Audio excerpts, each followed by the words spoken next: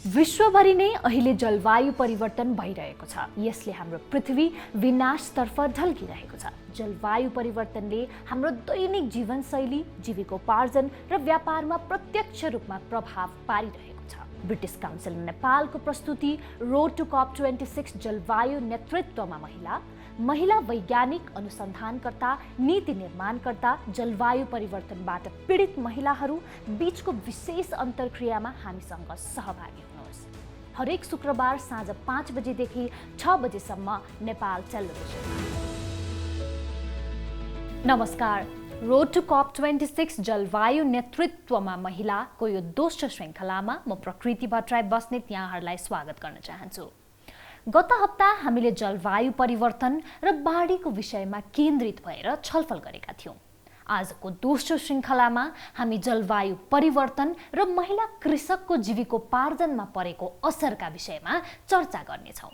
आफ्नै जमिन, आफ्नै जनशक्ति र आफ्नै साधनमा खेतीपाती हुने भएकोले हाम्रै कृषि उत्पादन, कृषिमा आधारित उद्योग र व्यापार तथा तिनलाई आवश्यक सेवा पनि हामीबाटै उपलब्ध भएमा हाम्रो भविष्य समृद्ध र दिगो हुन्छ।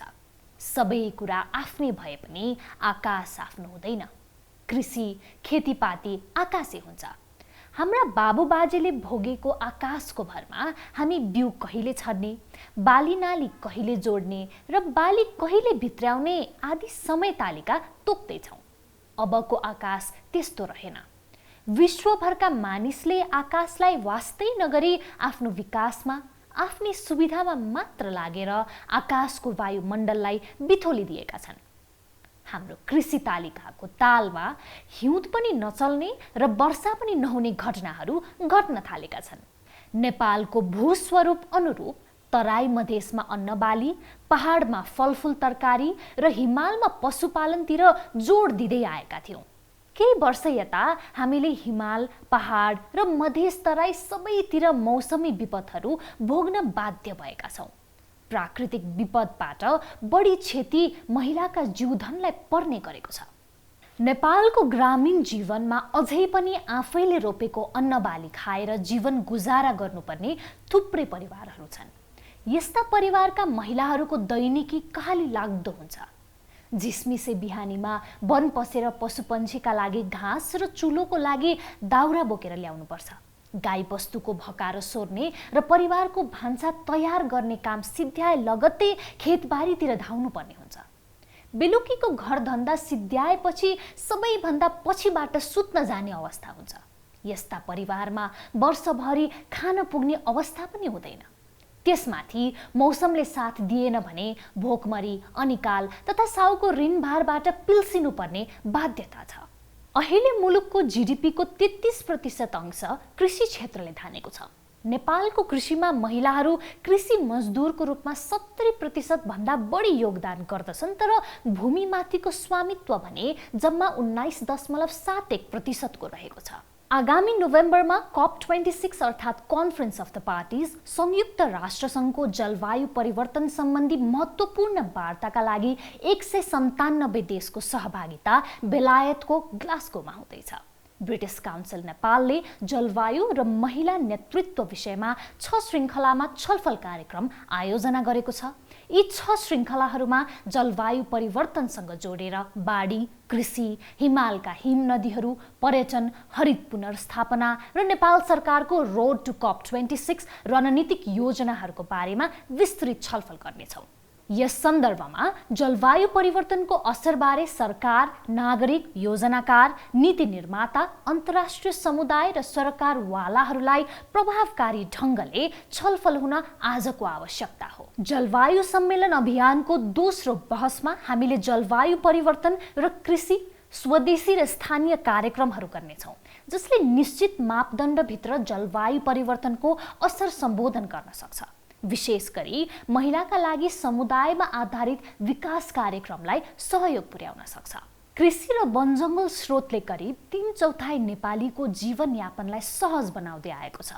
अहिलेसम्म नेपालको क्षेत्र केवल 21% जमिन मात्र खेतीयोग्य छ। सिँचाइ योग्य कृषि स्थानीय स्रोतमा निर्भर हुन्छ, जुन अनियमित वर्षाको प्रत्यक्ष मारमा पर्छ। यसबाट के स्पष्ट हुन्छ भने जलवायु परिवर्तनले नेपालको कुल उत्पादन गर्न सक्ने क्षमतामा पनि ठूलो असर पार्न सक्छ। विश्वभर जलवायु परिवर्तनको कारण विस्थापित हुने 80% मानिस महिलाहरू हुन्छन्। नेपालमा पनि महिलाहरू निकै जोखिममा पर्दै आएका छन्। बाढीको कुरा गर्दा पुरुषको तुलनामा धेरै महिलाको डुबेर मृत्यु हुने गरेको छ भने कृषि क्षेत्रमा हुने पानीको अभाव पूरा गर्न महिलाले अतिरिक्त श्रम गर्नुपर्ने अवस्था छ। साथै जलवायु परिवर्तनले अन्य धेरै रोगहरू उत्पन्न हुन सक्छ। आज हामी कृषि र जलवायु परिवर्तन बीचको सम्बन्धको बारेमा बहस गर्नेछौँ, कुराकानी गर्नेछौँ। आज हामीसँग 4 जना अतिथिहरू हुनुहुन्छ, वक्ताहरू हुनुहुन्छ। मैले सर्वप्रथम स्वागत गर्न चाहे डाक्टर यमुना घलेलाई, उहाँ कृषि विज्ञ हुनुहुन्छ। त्यसैगरी हामीसँग काठमाडौँ विश्वविद्यालयबाट सिमसार विज्ञ रामदेवी तमाचो शाह पनि हुनुहुन्छ। तपाईलाई पनि कार्यक्रममा स्वागत गर्न चाहे।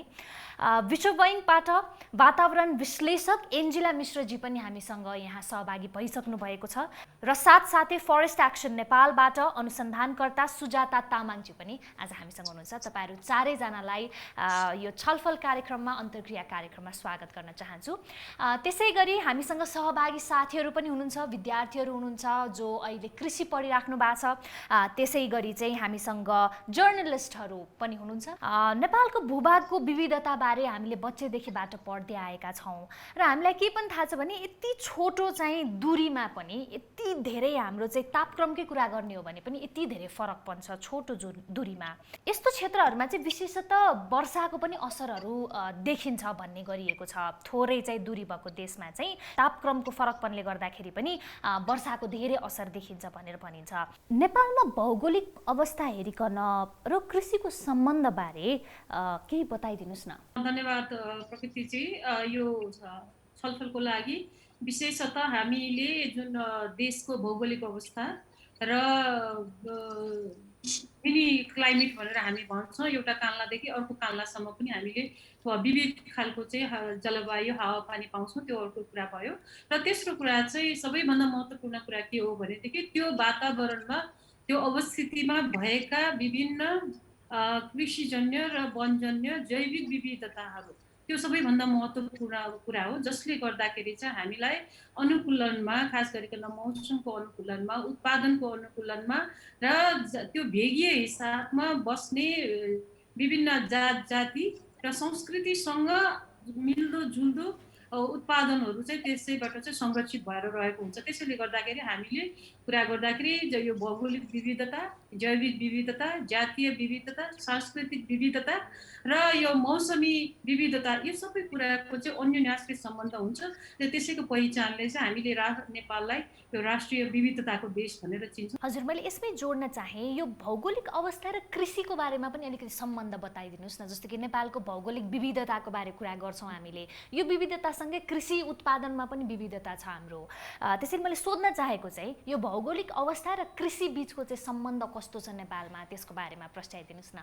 यो एकदमै महत्त्वपूर्ण पक्ष हो, किनभनेदेखि हामीले जुन अवस्थामा हामी रहेका हुन्छौँ, अवस्थिति छ, हाम्रो भौगोलिक अवस्थिति र जनसाङ्ख्यिक अवस्थिति छ, त्यही अनुसारको र त्यही भेगीय अवस्था अनुसारको हामीले खेतीपाती गर्छौँ। र खेतीपाती गर्दाखेरि त्यहाँको मौसम अनुकूलको खेतीपाती गर्छौँ। जस्तो हामीले हिमाली भेगहरूमा विशेषतः पशुपालनका कुराहरू गर्छौँ भनेदेखि त्यस पछाडि पहाडी भेगहरूमा चाहिँ पशुपालन बढी चाहिँ कुरा गर्छौँ र तराईको भेगहरूमा हामी बढी अन्नबालीका तरकारीका कुराहरू गर्छौँ होइन।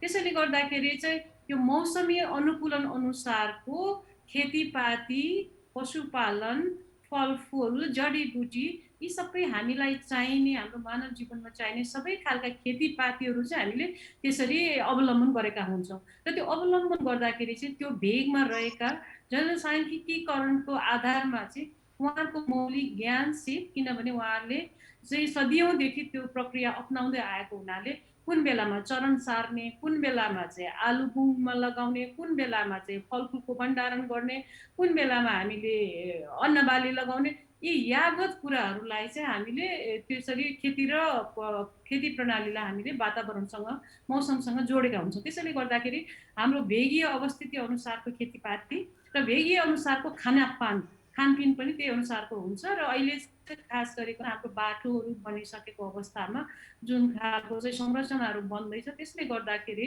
केही कुराहरू चाहिँ हाम्रो वितरण प्रणाली सुधार भएको कारणले चाहिँ तराईका खानेकुराहरू पहाडसम्म पुग्ने हिमालसम्म पुग्ने कुराहरू हुन्छन् र हिमालका केही कुराहरू चाहिँ तराईसम्म आइपुग्ने हुन्छ।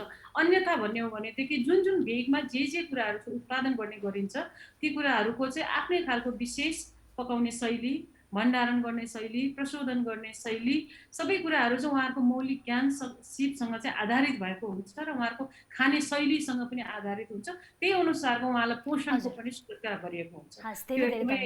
बुझ्दाखेरि राम्रो हुन्छ। हजुर, जलवायु परिवर्तनको असर यसअघि नै देखिन थालेको छ।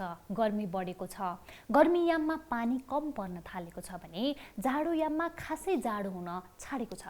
साथै वर्षा झनै अनुमान गर्न नसकिने किसिमको बन्न थालेको छ। यस किसिमका परिवर्तनले ठूलो विपत्ति आउने, खानेपानीको अभाव हुने, कृषि उत्पादन घट्ने, संक्रामक रोगको प्रकोप फैलिने, स्थानीय जनजीवन कठिन हुने र अस्वस्थता बढ्ने जस्ता समस्या देखिन्छ। म अर्को आफ्नो प्रश्न चाहिँ रामदेवी म्याडमलाई राख्न चाहे। कृषि उत्पादनमा जलवायु परिवर्तनले कस्तो असर पार्छ यसबारे अलिकति प्रस्ताइदिनुस् न। धेरै गहन प्रश्न सोधिदिनु भयो। विशेष गरी यो जलवायु र मौसमलाई चाहिँ हामीले भिन्नै तरिकाले बुझ्नुपर्छ र हामीले मौसम भनेर धेरै आम जनमानसले मौसमले गर्दाखेरि यस्तो भयो भन्ने खालको कुराहरू आइराखेको छ र हामीले के चाहिँ जान्नु जरुरी हुन्छ भन्दाखेरि मौसम भनेको छोटो समयमा जस्तै तापक्रम, सुक्खा, बर्सात इत्यादि कुनै ठाउँमा चाहिँ आज वर्षा भयो भोलि वर्षा हुँदैन, त्यो चाहिँ मौसमको फेरबदल भएन। तर लामो समयसम्म सर हामी 30 वर्षको लागि लिन्छौँ, त्यस्तो अवस्थामा तापक्रमहरू अथवा चाहिँ पानी परेको नपरेको कुराहरूको ट्रेन्डलाई चाहिँ हामी जलवायु भन्छौँ र यी जलवायुमा हुने फेरबदल नै जलवायु परिवर्तन हो। र अहिले जुन तीव्र रूपमा जलवायु परिवर्तन देखिएको छ त्यो मानव निर्मित क्रियाकलाप अथवा चाहिँ मानव निर्मित कार्यक्रमहरू क्रियाकलापहरूले नै भएको मानिन्छ। धेरै जसोले प्राकृतिक रूपमा पनि हुन्छ भनेको छ, तर त्यो तीव्रता हेर्ने हो भने हामीले औद्योगिकरणपछि जुन हरितगृह ग्यासहरूको उत्सर्जन गर्यौँ त्यसको कारणले गर्दाखेरि वायुमण्डलमा हरितगृह ग्यासहरू जस्तै कार्बन डाइअक्साइड हामी सबैले बुझेका छौँ। तराई क्षेत्र नेपालको 23% भूभाग ओगटेको छ। यो क्षेत्रलाई खाद्यान्नको भण्डार पनि भनिन्छ। जनकपुरका एक स्थानीय बढ्दो तापक्रम र समयमा वर्षा नहुँदा कृषि उत्पादनका लागि पानीको अभाव सिर्जना भएको बताउँछन्। हामीसँग जनकपुरबाट एउटा रिपोर्ट प्राप्त भएको छ, त्यस रिपोर्टतर्फ सबैको ध्यान आकृष्ट गर्न चाहे मैले। सब्जी तरकारी खेती लगाउँदाखेरि धेरै पानी परेकोले गर्दाखेरि तरकारी उब्जाउन सकेको छैन। कहिलेकाहीँ बेसी पानी परिदिन्छ, कहिले कम पानी परिदिन्छ। यसको लागि सरकारले अहिलेसम्म हामीलाई महिलालाई तालिम दिएको छैन। के गर्नुपर्छ, कुन दबाई छिट्नुपर्छ, के गर्नुपर्छ, कसरी उब्जाउनुपर्छ भन्ने कुरामा तालिम दिएको छैन। जलवायु परिवर्तनको कारणले गर्दाखेरि हामीहरू जुन तरकारीहरू लाउँछौँ त्यो समयमा फल्दैन या फलेपछि उनीहरूको आकार सानो हुन्छ। त्यस्तो समस्याहरू पनि देखा परेका छन्। जस्तै 2 महिना 3 महिनामा फल्ने तरकारीहरू त्योभन्दा बढी दिनमा फल्छन् या फलेपछि 1-2 पटक फलेर बोट सुकिहाल्ने समस्या पनि यहाँ खास गरेर देखा परेको छ। अब खेती गर्दैछौँ, खेतमा बाली लगायौँ, 81 सुक्खा हुन्छ र 81 यति पानी पर्छ कि हाम्रो लगानी नै त्यो नष्ट हुन्छ, लगाएको बिरुवा नै नष्ट हुन्छ, त्यो फस्टाउनै सक्दैन। अब उदाहरणको लागि अहिले हामी यो भन्टा खेतमा छौँ र 1 कट्ठामा हामीले 250 बोट लगाएका थियौँ, तर हेर्दै हुनुहुन्छ यो 100 बोट पनि बचेको छैन। कुनै सुकेको छ, फल लागेर सुकेको छ, कुनै सानैमा बिरुवा सुकेको छ, कुनै पहेँलो भएको छ, कुनैमा फलै लाग्न छोडेको छ। अब यी सबै हामीलाई के लाग्दछ भने यी जलवायु परिवर्तनको कारणले यस्तो भइरहेको जस्तो हामीलाई फिल भइरहेको छ। हामीहरूलाई यो कुराको पनि जानकारी छैन कि कुन महिनामा कस्तो बोट लगाएपछि हामीहरूलाई राम्रो आम्दानी हुन्छ भने त्यो कुरा पनि हामीलाई जानकारी नभएर हामीहरू परम्परागत खेती नै गरिरहेका छौँ। तरकारी खेती गर्दाखेरि पनि त्यति आम्दानी नभएकोले गर्दाखेरि श्रीमानहरू विदेशमा जानु परेको छ, पुरुषहरू सबै विदेशिनु परेको छ, त घरमा सबैजना महिलाहरू हुनुहुन्छ। अब यहाँ नेपालमा पुरुषहरूको कुनै अब कामै सरकारले केही कामै दिएको छैन, त सबैजना विदेशिनु त परिहाल्छ नि। पक्कै पनि यो रिपोर्ट हामीले अलिकति फरक दृष्टिकोणबाट बनायौँ, किन भन्दाखेरि सञ्चार माध्यमहरूले जब चाहिँ कृषिको रिपोर्टहरू बनाइन्छ त्यति बेला जलवायु परिवर्तनको कोणबाट खासै धेरै बनाइएको देखिँदैन। सर्वप्रथम अब यसलाई यो रिपोर्टलाई हामी दुईवटा कोणबाट हेरौँ। पहिलो चाहिँ सञ्चार माध्यमको भूमिकाको बारेमा हामीसँग पत्रकारज्यू पनि यहाँ जोडिनु भएको छ। त्यो सँगसँगै चाहिँ हाम्रो यही रिपोर्टमा देखा पर्नुभएकी एकजना वक्ताले भने जस्तै यो वैदेशिक रोजगारको कुरा पनि गरौँ एकैछिन। जस्तो कि कृषि राम्रो हुन नसक्दा वैदेशिक रोजगारमा जानु चाहिँ एक हिसाबको चाहिँ बाध्यता भइराखेको छ मान्छेहरूलाई। र उहाँकै कुरा सुन्दै गर्दाखेरि हामीले के पनि थाहा पाउन सक्छौँ भन्दाखेरि महिलाहरूको चाहिँ धेरै भूमिका देखिन थालेको छ कृषिमा पूर्ण रूपमै हेर्ने हो भने पनि। तर जब हामी प्राविधिक विकासको कुरा गरिरहेछौँ नि आजभोलि कृषिमा चाहिँ प्राविधिक विकास हुनुपर्छ भनेर, तर प्राविधिक विकासको कुरा गर्दाखेरि चाहिँ त्यो प्राविधिक विकास चाहिँ खासै लैङ्गिक मैत्री भएको चाहिँ देखिँदैन, या महिलालाई चाहिँ नजरमा राखेर एक हिसाबले महिला मैत्री भनौँ न एक हिसाबले त्यो किसिमबाट चाहिँ प्राविधिक विकास हुन सकेको छैन। हामीसँग विश्व बैंकी वातावरण विश्लेषक एन्जिला मिश्रज्यू पनि हुनुहुन्छ।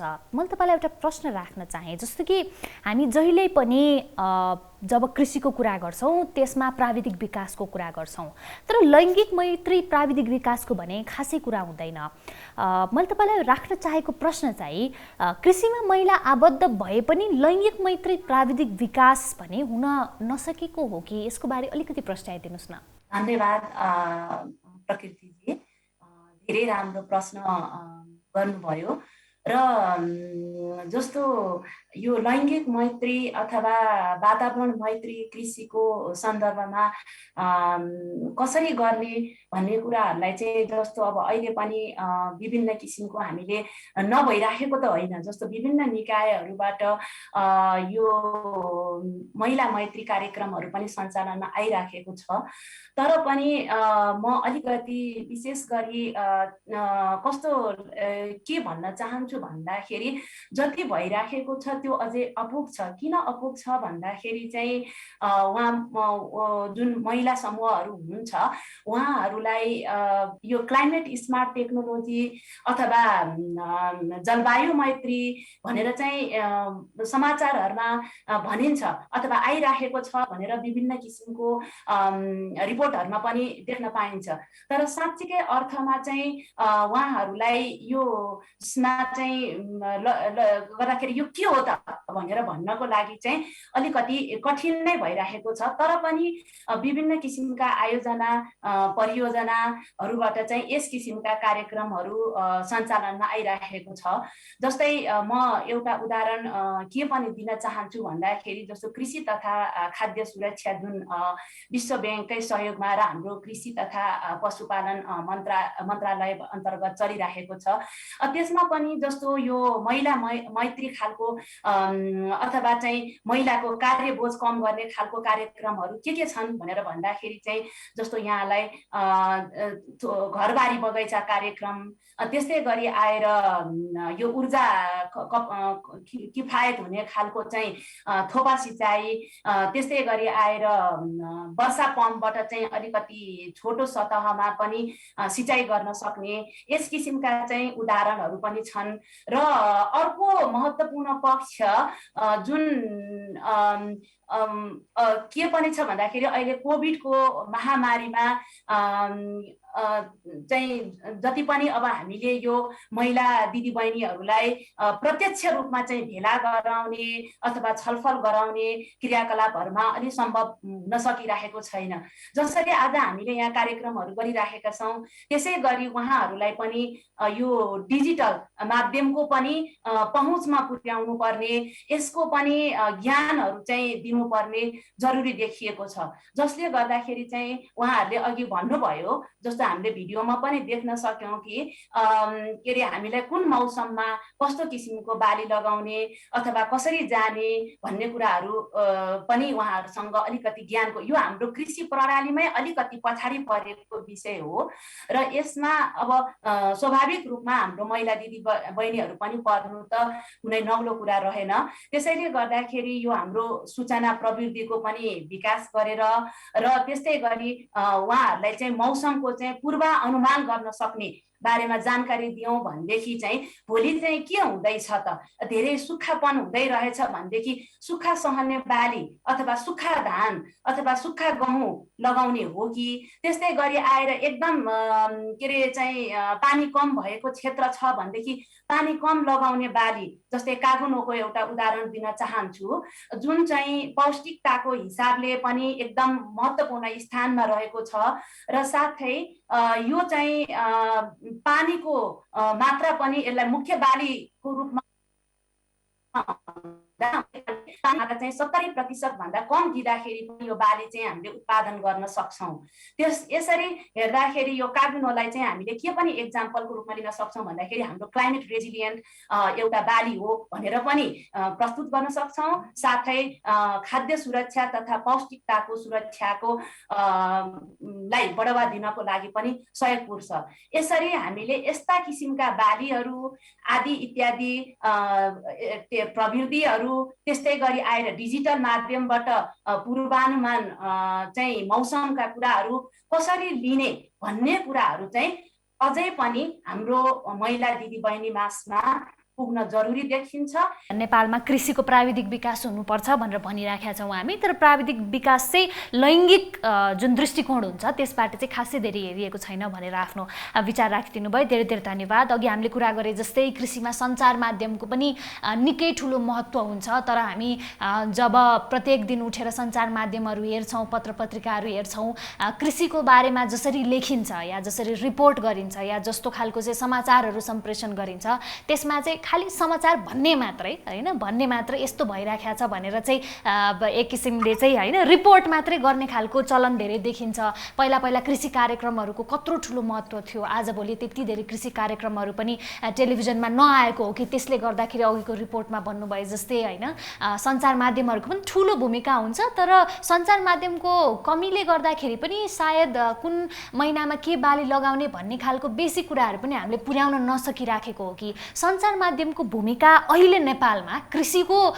दृष्टिकोणबाट हेर्ने हो भने कस्तो रहेको छ? मैले माधुरी कुमारी महतोलाई प्रश्न राख्न चाहे। तपाईँ आफै पनि पत्रकार हुनुहुन्छ, पत्रकारिता क्षेत्रबाट हेर्ने हो भने कसरी हामीले चाहिँ गरिराखेका छौँ कृषिको रिपोर्टिङ या भनौँ एक किसिमले चाहिँ सञ्चार माध्यमको प्रयोग कृषिमा कस्तो देख्नुहुन्छ तपाईँले? हजुर, योभन्दा धन्यवाद कार्यक्रम सञ्चालिकाज्यू। योभन्दा पहिले वक्ताज्यूहरूले जुन कुराहरू भन्नुभयो होइन, यो कृषि क्षेत्रमा र जलवायु परिवर्तनसँग जोडिएर महिलाको भूमिका, महिलाको नेतृत्व सम्बन्धी कुराकानी गर्नुभयो र पक्कै पनि हामीले सञ्चार क्षेत्रको कुरा गर्नुपर्दा पहिले त हामीले कृषि र जलवायु परिवर्तनसँग महिलाको योगदान र महिलालाई चाहिने कुराहरू आवश्यकताहरू कसरी जोड्ने भन्ने कुरा नै बुझ्नुपर्ने हुन्छ, त्यो सञ्चार माध्यम होस् वा अन्य क्षेत्र। र खास गरी नेपालको कुरा गर्नुपर्दा वा विश्वलाई जोडेर गर्नुपर्दा अहिले कृषि क्षेत्रमा महिलाहरूको योगदान एकदमै बढी देखिन्छ। वक्ताहरूले नै भन्नुभयो र कार्यक्रम सञ्चालिकाज्यूले पनि खास गरी तराई क्षेत्रमा पनि यसरी चाहिँ पुरुषहरू बाहिर जाने र सबै जिम्मेवारी महिलाहरूमाथि बाध्यताले आइपुग्छ। त्यो कारणले चाहिँ महिलाहरूले अब गोडमेल गर्नेदेखि लिएर सिँचाइदेखि गर्ने लिएर मल कीटनाशक सामग्रीदेखि लिएर खेतीपाती र घर सबै हेर्नुपर्ने अवस्था हुन्छ। हस्, धेरै धेरै धन्यवाद माधुरीजी। म अब सुजाता तामाङजी कहाँ आउन चाहे। सुजाताजी, अब तपाईँ त अनुसन्धानकर्ता पनि हुनुहुन्छ होइन, धेरै लामो समयदेखिबाट अध्ययन गरिराख्नु भएको छ। एक हिसाबले हेर्ने हो भने हाम्रो देशको विविधताकै कुरा गर्ने हो भने हाम्रो देशमा त यस्ता समुदायहरू पनि छन् जसले चाहिँ वन जङ्गललाई नै भगवान मानेर पुजिरहेको अवस्था छ। वन जङ्गल चाहिँ एक हिसाबले चाहिँ संरक्षण गर्नुपर्छ भन्ने हिसाबले चलिराखेका समुदायहरू होइन, आफ्नो धर्म नै त्यस्तो मान्ने खालका समुदायहरू भइराखेको अवस्थामा जानेर होस् या नजानेर होस् हामीले चाहिँ विभिन्न किसिमले चाहिँ हाम्रो वातावरणलाई चाहिँ होइन एक हिसाबले चाहिँ हामीले प्रोटेक्ट गर्नुपर्छ, यो खालको अभ्यासहरू पनि देखिन्छ समाजमा।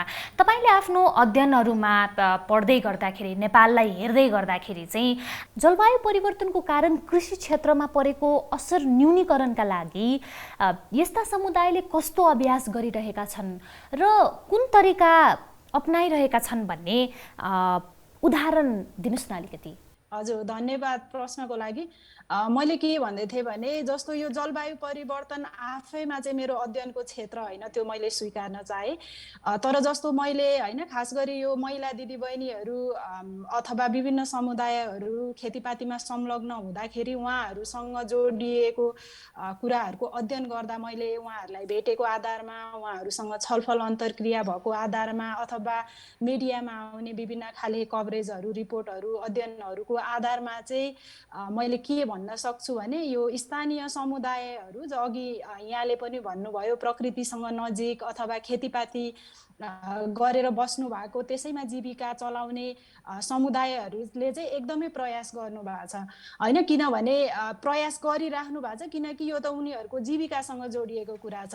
यसको बारेमा एक खाले अनुसन्धान भनेर शब्दैमा त नभनौँ, तर उहाँहरूले निरन्तर खोजी गर्ने, विभिन्न खाले अभ्यासहरू गर्ने जसले गर्दा चाहिँ यसको असरहरू न्यूनीकरण होस्, यस्तो खाले प्रयासहरू उहाँहरूले एकदम गरिराख्नु भएको छ। जस्तो सानो सानो उदाहरणको रूपमा हेर्ने हो भने होइन सानो सानो पानीको पोखरी बनाउने, पानीको मुहानहरू जोगाउन प्रयास गर्ने अथवा स्थानीय बिउहरू जोगाउने, किनभने यो पनि मासिँदै जानु एउटा असर हो भन्ने अघि कुरा भयो।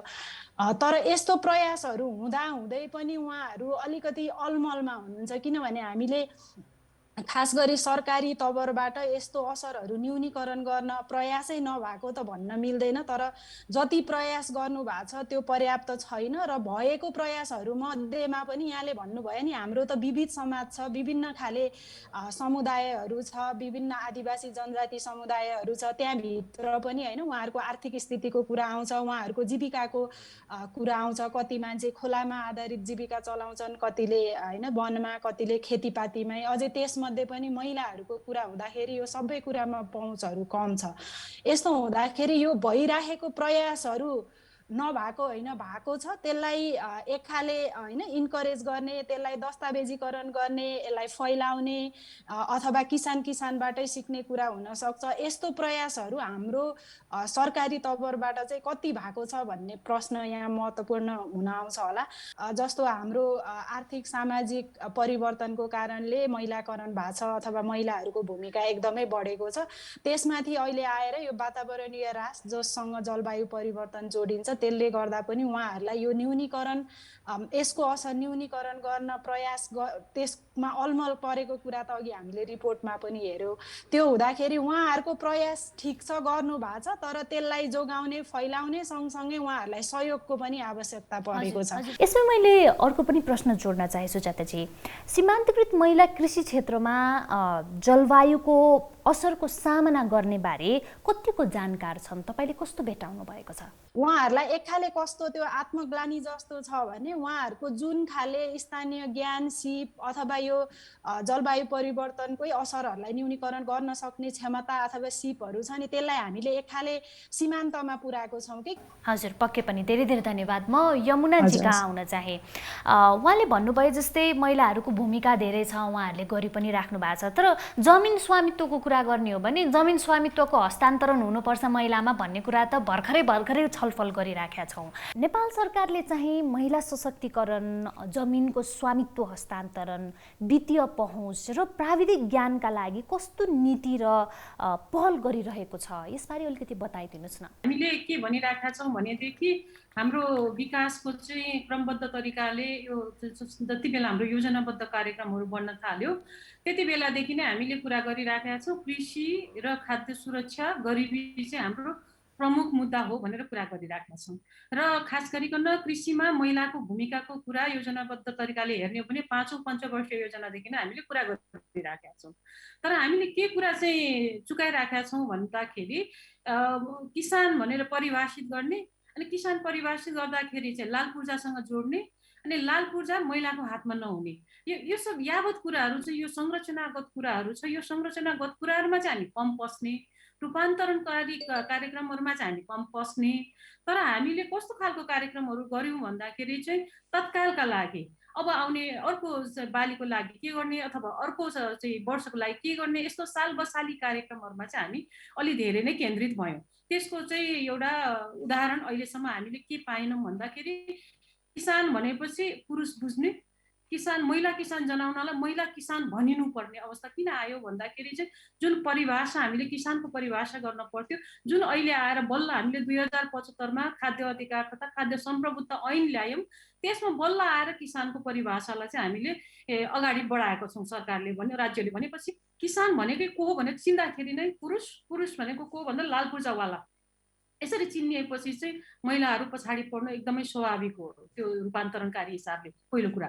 र दोस्रो कुरा चाहिँ के हो भने अघि पनि साथीहरूले धेरै भन्नुभयो, खास गरिकन महिला, त्यसमा पनि आदिवासी जनजाति जो चाहिँ प्रकृतिसँग चाहिँ अलि बढी नै आबद्ध हुनुहुन्छ, जस्तो जलचरमा चाहिँ जङ्गलमा भएका खानेकुराहरू अथवा हाम्रा चाहिँ कृषिमा सम्बद्ध मौलिक ज्ञान सिपका कुराहरू भएका महिलाहरूको कुरा गर्नुहुन्छ भने सूचनामाथिको पहुँच नै सबैभन्दा एउटा चाहिँ कमजोर पक्ष रह्यो। किनभने एउटा भाषागत हिसाबले हाम्रो सरकारी भाषागत हिसाबले जाने धेरै कुराहरू चाहिँ हाम्रो नेपालीमा जाने उहाँहरूले चाहिँ नबुझ्ने पहिलो कुरा। दोस्रो कुरा लिखतमा जाने उहाँहरूको चाहिँ निरक्षर भएको कारणले अझ गाह्रो हुने। त्यसैले गर्दाखेरि चाहिँ उहाँलाई सूचनामाथिको पहुँचको त्यो अर्को चाहिँ समस्या भयो। र तेस्रो कुरा चाहिँ के भयो भने अहिले पनि तपाईँले हेर्नुभयो भने कृषि र माछा पालन र वन जङ्गल हामीले यो तीनवटा विधामा मात्र हेर्ने हो भने पनि अहिले पनि महिलाहरू पढ्ने विद्यार्थीको सङ्ख्या हेर्ने हो भनेदेखि 21% छ। जबकि हामी के कुरा गरिरहेछौँ भनेदेखि देशको 66% जनसङ्ख्या कृषिमा निर्भर छ, त्यो भित्रको 70% चाहिँ जनशक्ति चाहिँ महिला छ। तर हामीले दिने जनशक्ति चाहिँ के हो त, त्यो सेवा प्रवाह गर्ने र जानकारी प्रवाह गर्ने, सूचना प्रवाह गर्ने हाम्रो चाहिँ प्राविधिक को हो त भन्दाखेरि हामी 21% महिलाहरू पढिराख्नु भएको छ र ती सबै पनि यो क्षेत्रमा आउँदैनन्। कोही आफ्नै व्यवसाय गर्नुहुन्छ, कोही बाहिर जानुहुन्छ, कोही सरकारी नीतिमा बस्नुहुन्छ, कोही एनजिओमा काम गर्नुहुन्छ। त्यसैले गर्दाखेरि चाहिँ सबैभन्दा पहिले चाहिँ स्रोतमाथिको पहुँचबाट उहाँहरूलाई चाहिँ विमुख गराइएको छ। दोस्रो कुरा चाहिँ सूचनामाथिको पहुँचबाट उहाँलाई धेरै पर राखिएको छ, जुन कुराहरू चाहिँ उहाँहरूले पाउन सक्नु भएको छैन।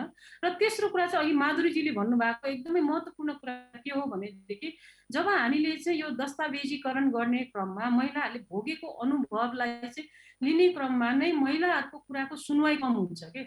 त्यसो हुने बित्तिकै कस्तो भयो भन्दाखेरि चाहिँ जस्तो खेतीपाती गर्दाखेरि उहाँहरूले कुन अनुभव गर्नुभएको छ, जस्तो तपाईँले कास्कीमा महिलाहरूलाई गएर सोध्नुहुँदा उहाँले के भन्नुहुन्थ्यो मलाई भनेदेखि उहाँहरूले चाहिँ उहाँहरूको चलनमा के थियो अरे भन्दाखेरि जेठमा एकचोटि असिना आउँछ, त्यो असिना आइसकेपछि बल्ल धानको ब्याड राख्नुपर्छ अनि धानको ब्याड राम्रो हुन्छ। तर अहिले त असिना जति बेला पनि आउँछ भनेर भन्नुहुन्छ कि। भनेपछि हामीले वार्निङको त मेकानिजमै छैन, हामीसँग सरकारी पहुँच पुगेकै छैन, हाम्रो जानकारीको पहुँच पुगेकै छैन भनेपछि चाहिँ त्यो जानकारी नपुग्दाखेरि चाहिँ उहाँले खेतीबाली प्रणालीलाई पनि मिलाएर लान नसक्दाखेरि चाहिँ असर बढी पर्ने भयो। अघि हाम्रो किसानहरूले भन्नुभएको जस्तो अगाडि लायो फल्दैन, पछाडि लायो रोग किराले खान्छ, यी सबै यावत कुराहरू चाहिँ मौसमसँग अघि हाम्रो म्याडमले पनि जोड्नु भएको थियो केहीबाट, जस्तो मौसमी प्रणालीको बारेमा उहाँहरूलाई चाहिँ पूर्ण जानकारी नभएपछि उहाँहरूले आफ्नो बाली प्रणालीलाई कसरी अनुकूलन गर्ने भन्ने जानकारी नपाउँदाखेरि एकातिर उहाँहरूको श्रमको लगानी भयो, जहाँ पुरुषहरू हुनुहुन्न उहाँहरू नै बढी लाग्नुपर्ने छ, त्यही माथि पनि श्रमको बढी लगानी भयो। अर्को चाहिँ तपाईँको त्यहाँबाट आउने उत्पादनको चाहिँ कम चाहिँ फाइदा हुने भयो। त्यसैले गर्दाखेरि समग्रमा हेर्दाखेरि चाहिँ उहाँको महिलाहरूलाई चाहिँ एउटा किसानको रूपमा एउटा जुन पहिचान दिनुपर्ने हो, उहाँहरूको श्रमको चाहिँ मूल्य हुनुपर्ने हो र कृषिमा जति उहाँले लगानी गर्नुभएको छ त्यसको चाहिँ एउटा मूल्य हुनुपर्ने हो। र त्यस पछाडि चाहिँ उहाँहरू चाहिँ परिवर्तनको वाहक हो, यो खास गरिकन जलवायु परिवर्तन सम्बन्धी र उहाँहरूमा निहित मौलिक ज्ञान सिपमाथि आधारित भएर अनुसन्धान र नवीनतम प्रविधिहरू निकाल्नु पर्ने हो। त्यो कुराहरूमा चाहिँ हामी धेरै चुकेको छौँ। केवल 15% नेपाली महिला मात्र कृषि अनुसन्धान क्षेत्रमा काम गर्छन्। छात्राहरूको सङ्ख्याको कुरा गर्ने हो भने दिन प्रतिदिन कृषि पढ्ने छात्राहरूको चाहिँ सङ्ख्या बढिरहेको छ। यसले नेपालको कृषि क्षेत्रमा महिलाको भविष्य एक हिसाबले उज्जवल देखिन्छ। साथै अनुसन्धान तथा विकासमा समान लैङ्गिक प्रतिनिधित्व पनि हुने देखिन्छ। हामीसँग एन्जिला मिश्रजी हुनुहुन्छ। कृषि अनुसन्धानमा उत्साहित व्यक्तिहरूको लागि रोजगारीको अवसरहरू कस्तो छ र महिला कृषक पनि यसबाट कसरी लाभान्वित हुन सक्छन्? फेरि पनि एकदमै धन्यवाद हाम्रो प्रकृतिजीलाई, एकदम महत्त्वपूर्ण क्वेसन छ यो। यसमा चाहिँ विशेष गरी मैले के कुरालाई चाहिँ ध्यान आकर्षण गर्न चाहन्छु भन्दाखेरि जस्तो महिलाहरूलाई चाहिँ यो कृषि क्षेत्रमा चाहिँ कस्तो किसिमको स्कोप छ भन्ने कुरा गर्नुभएको छ। जस्तो यहाँ फेरि पनि मैले अहिले हाम्रो कृषि मन्त्रालयबाट सञ्चालित अनि यो वर्ल्ड ब्याङ्क नै फन्डेड प्रोजेक्ट हो, विभिन्न प्रोजेक्टहरू छन्। त्यसमध्येमा पनि यो कृषि तथा खाद्य सुरक्षा कार्यक्रम जसमा चाहिँ यो एफइओले पनि प्राविधिक सहयोग गरेको छ, वर्ल्ड ब्याङ्कले फन्ड गरेको छ र हाम्रो कृषि मन्त्रालयबाट सञ्चालित भइरहेको छ। त्यसमा चाहिँ एउटा एकदम राम्रो कुरा चाहिँ के छ भन्दाखेरि चाहिँ यो कृषक पाठशाला, फार्मर फिल्ड स्कुल भन्ने कन्सेप्ट चाहिँ धेरै अगाडिदेखि चलिराखेको हो, जुन आइपिएम प्रोजेक्टमा गयो।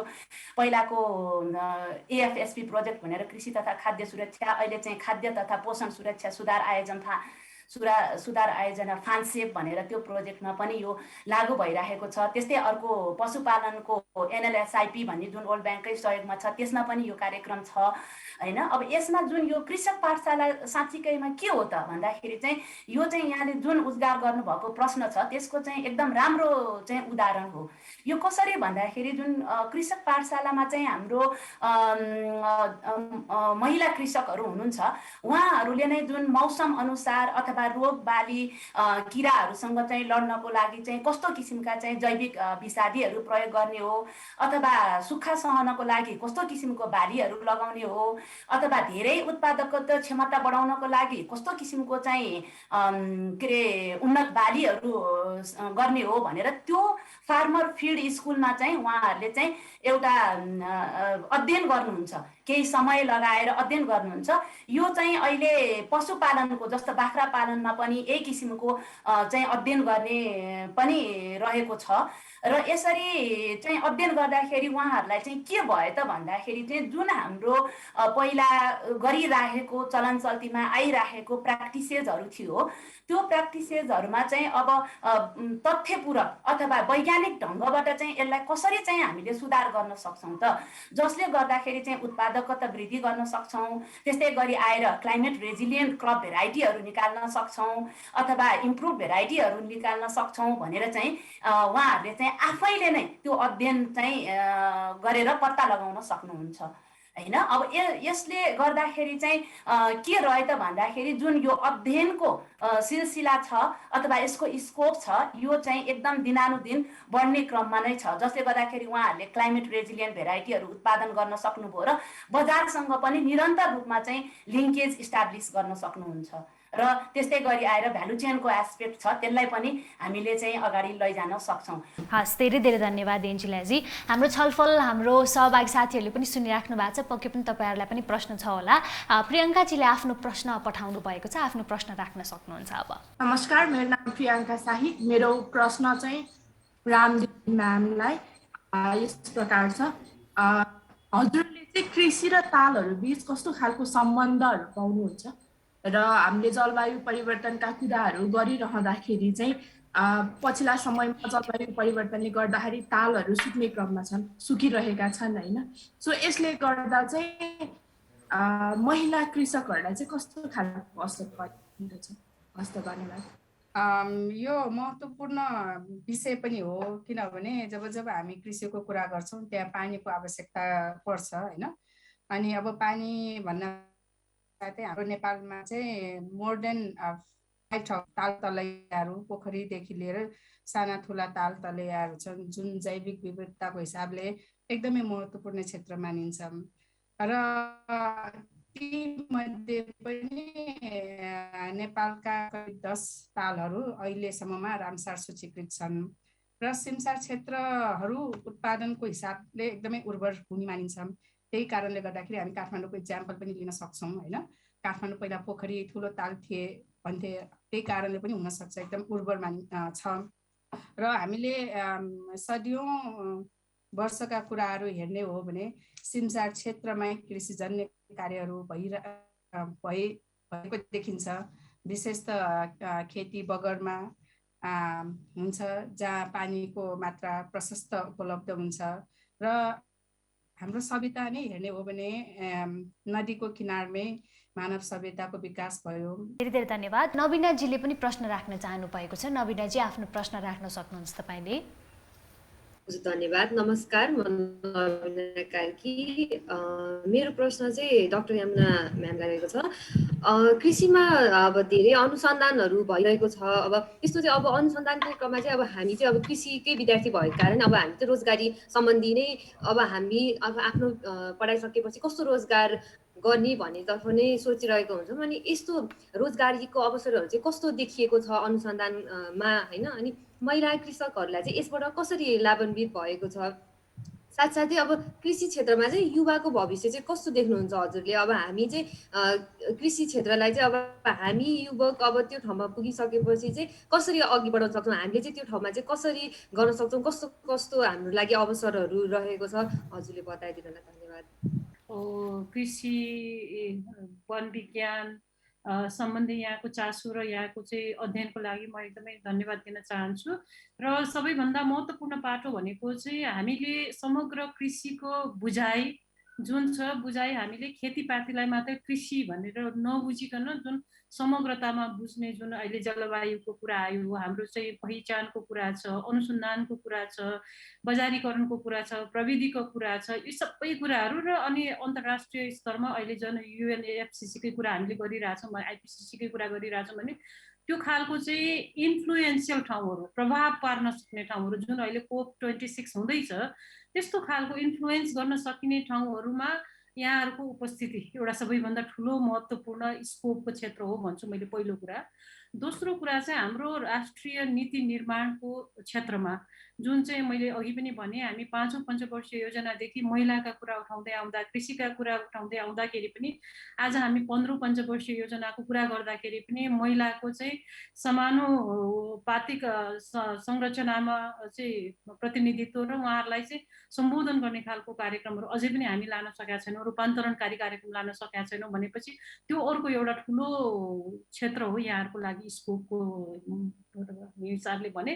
र तेस्रो चाहिँ यो अनुसन्धान जुन चाहिँ यहाँले पनि उठाउनु भयो, यो अनुसन्धानको क्षेत्र खास गरिकन हाम्रो अनुसन्धानको क्षेत्र चाहिँ एकदमै फितलो छ। देशको चाहिँ अनुसन्धान चाहिँ प्राथमिकतामा नै परेको छैन भन्छु म चाहिँ।